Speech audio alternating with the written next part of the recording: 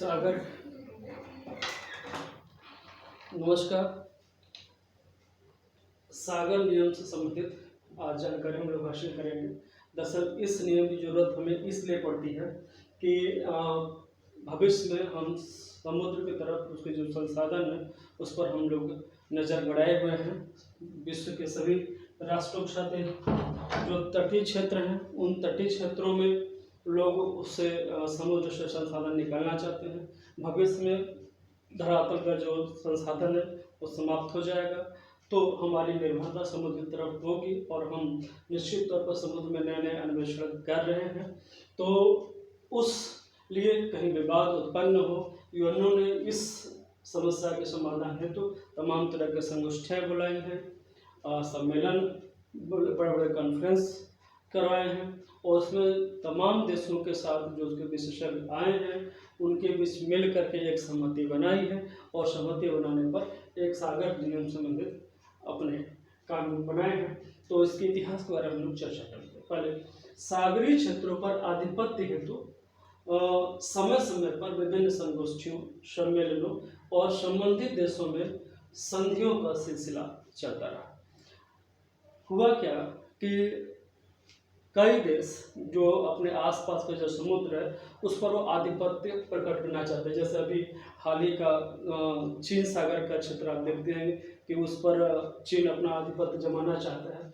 तो इस तरह से तमाम जो तटीय देश हैं वह देश अपने आसपास के समुद्र पर आधिपत्य जमाना चाहते हैं। इसमें जो छोटे छोटे जिसके पास सामरिक शक्ति अच्छी नहीं है, सामरिक स्थिति अच्छी नहीं है, उन देशों की स्थिति खराब हो जाती है और वो समुद्र में अनुसंधान कार्य या उसके संसाधनों का उपयोग नहीं कर पाते हैं। तो समस्या के समाधान के लिए यूएनओ ने प्रयास किया।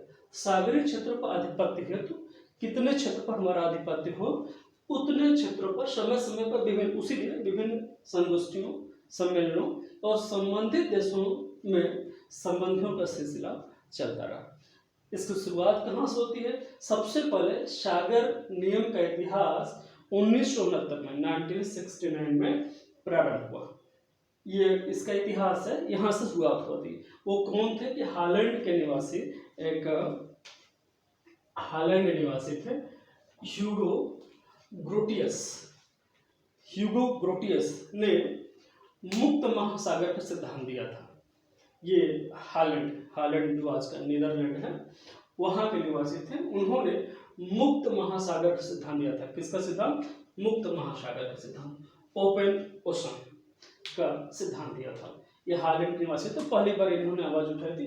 ये टाइम था 1969 का। इस सिद्धांत के अनुसार महासागरों पर सभी राष्ट्रों का अधिकार होता है।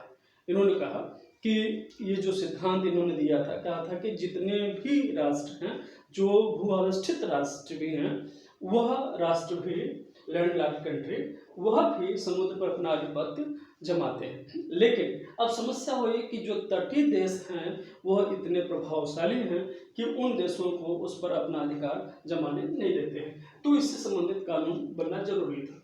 इस सिद्धांत के अनुसार महासागरों पर सभी राष्ट्रों का अधिकार होता है। एक दूसरी बात, बाद में कार्नेलियस फान, ये एक विद्वान है, कार्नेलियस फान बिनकेर्शांक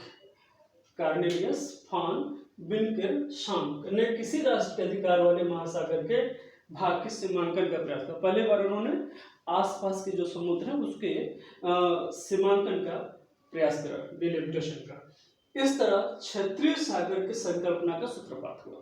जो आसपास का जो समुद्र है उसके सागर की जो संकल्पना जन्म लेती है उसका ही सूत्रपात हुआ। इस सीमा को समुद्र तट से 3 मील मतलब उस टाइम के हिसाब से यह डिसाइड करेगा कि ये तोप है और तोप में गोला भरते हैं और गोला कितने दूर जाकर गिरता है। तो तकरीबन वो दूरी होती है 3 मील। तो 3 मील तक की दूरी को क्षेत्रीय सागर माना उन्होंने, क्षेत्रीय सागर, जिसमें कि वह संबंधित देश अपना अनुसंधान कार्य कर सकता है या अपना सीमा शुल्क ले सकता है।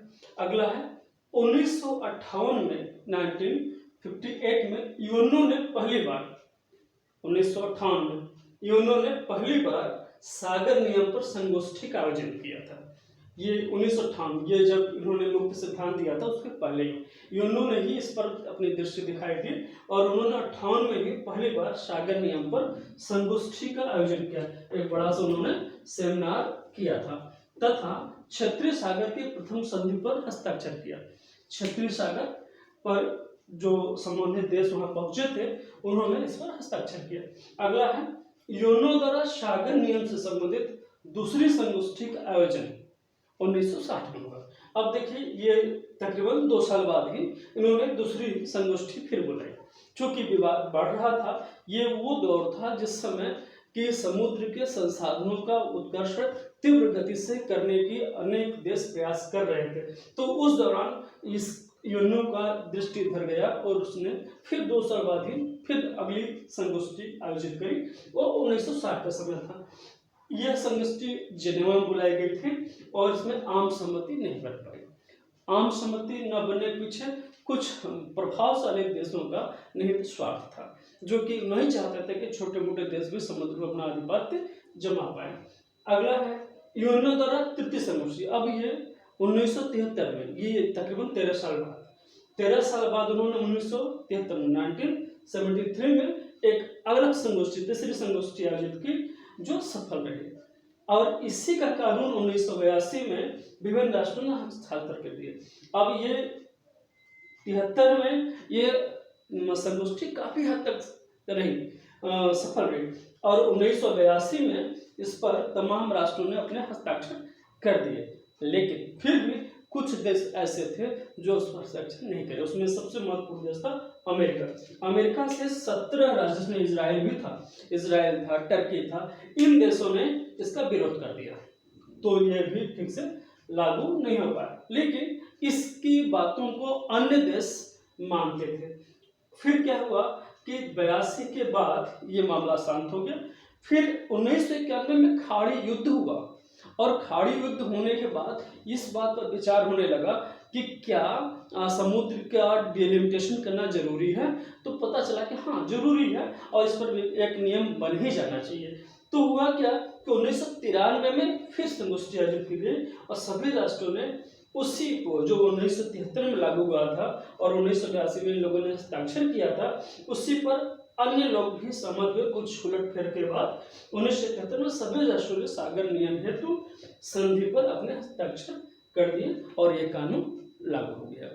अब क्या है कि इसके लागू होने से हमारे यहाँ समुद्र का जो जोन है, मंडल है, उसका बंटवारा हुआ। अभी हम लोग लौटते हैं ब्रेक के बाद।